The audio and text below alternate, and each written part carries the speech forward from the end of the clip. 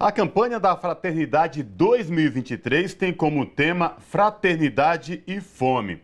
Essa é a terceira edição da campanha da Fraternidade que aborda a questão da fome. E para falar com a gente sobre a campanha da Fraternidade 2023, nós conversamos agora com Dom Pedro Luiz Stringini, bispo diocesano de Mogi das Cruzes.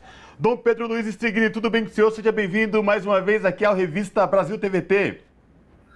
Tudo bem comigo, tudo bem com vocês, espero também. E saúdo a todos aqueles que nos acompanham. Muito obrigado. Maravilha. Dom Stringini, vamos falar da campanha da Fraternidade 2023, porque ela aborda mais uma vez a questão da fome. E é um tema muito delicado, porque nos últimos anos o Brasil vem vivendo uma onda de pessoas com fome e também insegurança alimentar.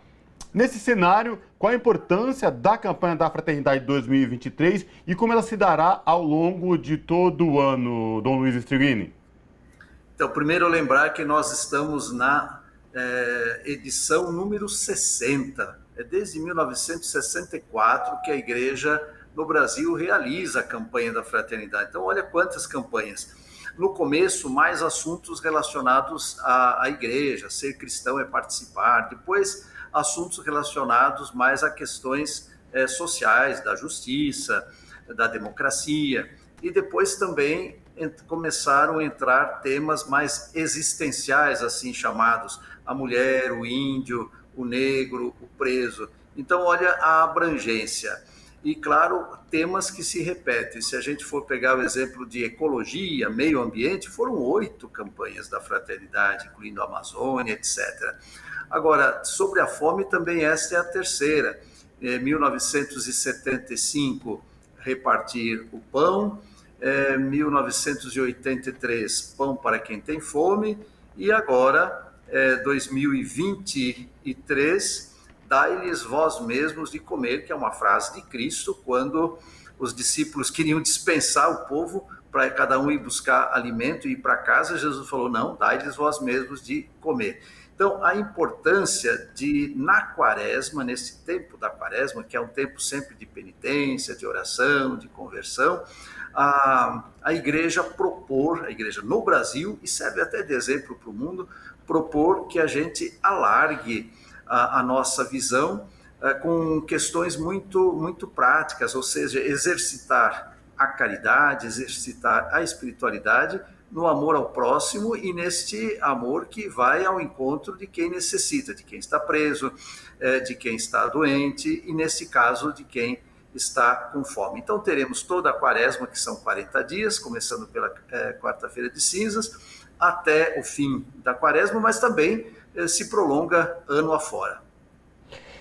Dom Pedro, falar um pouco sobre o material que estimula, o subsídio que estimula essa campanha, que é o texto base da campanha da Fraternidade. Exatamente, o senhor está aí com eles em mãos, muito bem.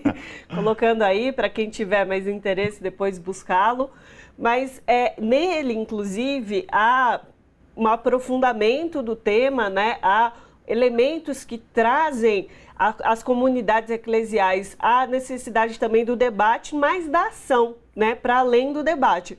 Gostaria que o senhor pudesse falar um pouco sobre essa questão da ação que é proposta pela campanha da Fraternidade, inclusive com elementos fora desse texto base, como indicação de poemas, de músicas, elementos culturais que também podem assim estimular a população a se engajarem nessa campanha. Ação para além do debate, você falou bem, e também uma ação que é mais larga do que a ação que acontece dentro da igreja. Na família é comum que as pessoas se ajudem, que um não coma toda a comida e deixa o outro sem fome e com fome. Na igreja é comum que também se haja a ação de solidariedade. Mas essas ações de solidariedade na família, na igreja, ela tem que se estender, sim, na sociedade. Por isso, as entidades assistenciais muito participam da campanha da Fraternidade.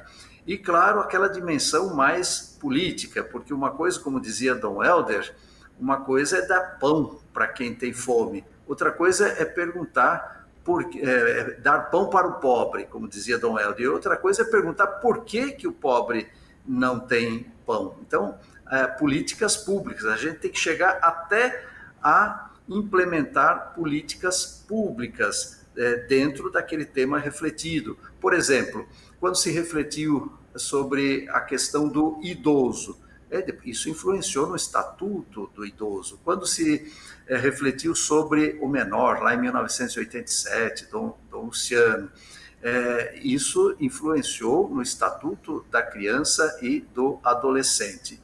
Então, claro, tudo aquilo que são pautas, princípios, bandeiras, vamos dizer, da sociedade, tem a ver com a campanha da fraternidade. Nesses últimos tempos, vamos pensar antes das eleições, campanha eleitoral, as eleições, depois das eleições, depois da posse dos eleitos, de modo especial do presidente. Do que se falou tanto? Se falou de que necessidades se falou tanto? Se falou da necessidade de defender a democracia, de socorrer os pobres, e entre os pobres os primeiros são os que passam fome, e de defender, de preservar o meio ambiente. Bom, isso tudo tem a ver com as causas da fome, as consequências da fome e uma ação de fraternidade, campanha da fraternidade, mas que resulte também numa dimensão muito mais ampla, numa dimensão que seja política. E é bom lembrar também que nos últimos anos, sobretudo nos últimos 4 anos, no último governo, a fome voltou. E a gente sempre tem insistido que não é só por causa da pandemia, não é só por causa da guerra. As políticas públicas escolhidas vão determinar se os pobres têm a vida melhorada ou se os pobres têm a vida piorada. E vida piorada, o primeiro sintoma é esse da fome, que infelizmente voltou. O Brasil voltou nos últimos anos a fazer parte do mapa da fome. Mas agora, claro, é verdade que nesses 45 dias do novo governo está se sinalizando para a reversão deste quadro, e a campanha da fraternidade vem ajudar tudo isso.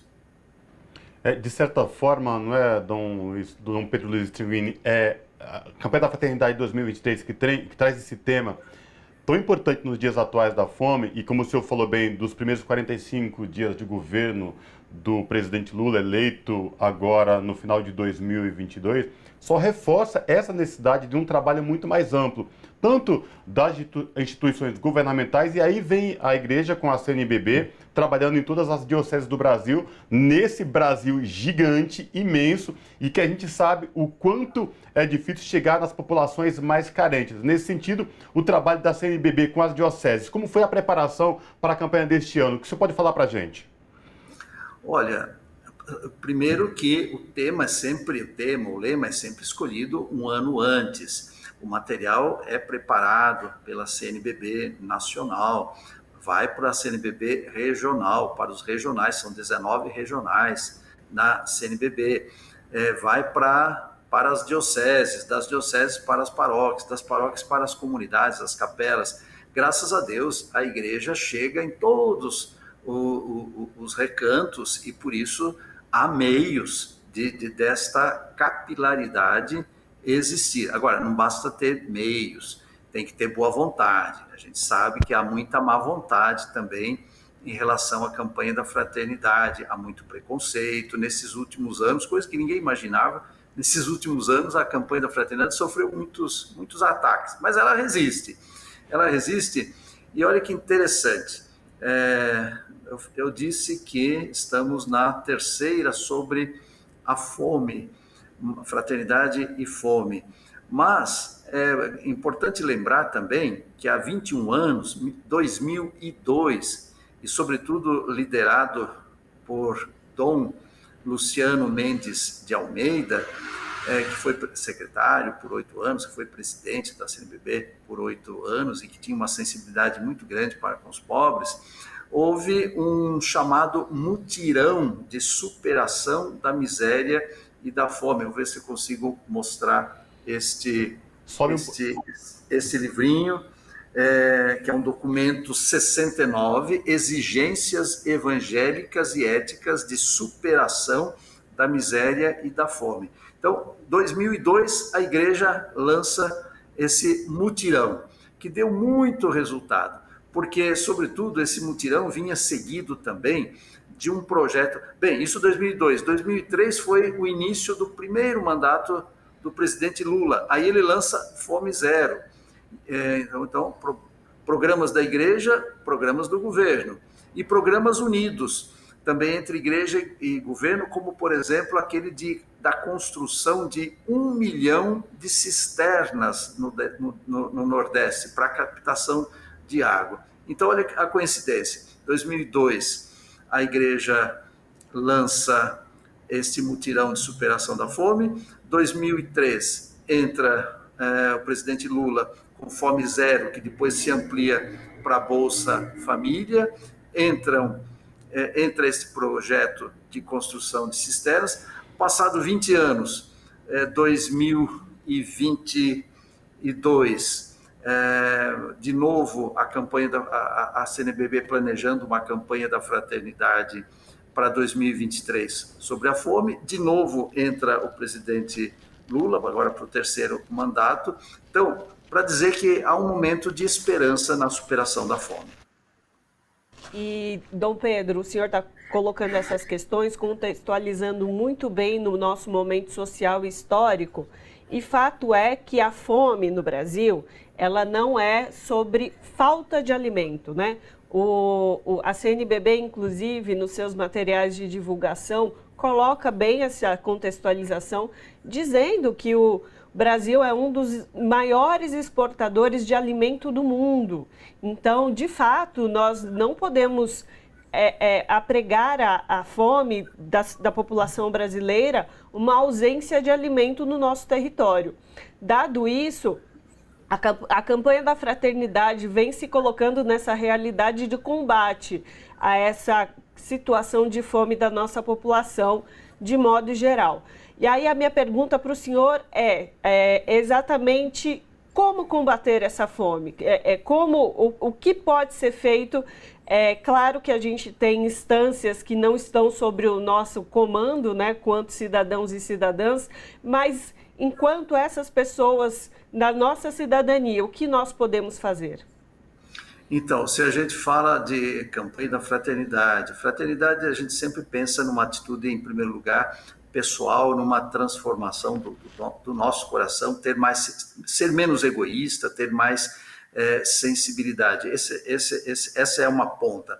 A outra ponta são políticas públicas. Entre uma ponta e outra, políticas públicas, prioridades governamentais, existe muita coisa aí no meio. Existem as entidades, como eu dizia, e existem os movimentos populares, existem as resistências, sim, de quem produz muito, mas só na linha de commodities, portanto, muito na linha de moeda, mais do que na linha de servir ao povo, e, portanto, exportação, claro, e por isso a renda, o enriquecimento para poucos e a população passando fome. Aí entra, então, a profecia da igreja e também entra o espírito crítico de todo cidadão, mesmo no centro da igreja, mas que olha a sociedade com olhos críticos para dizer: alimento tem, alimento não falta, mas o alimento tem que chegar à mesa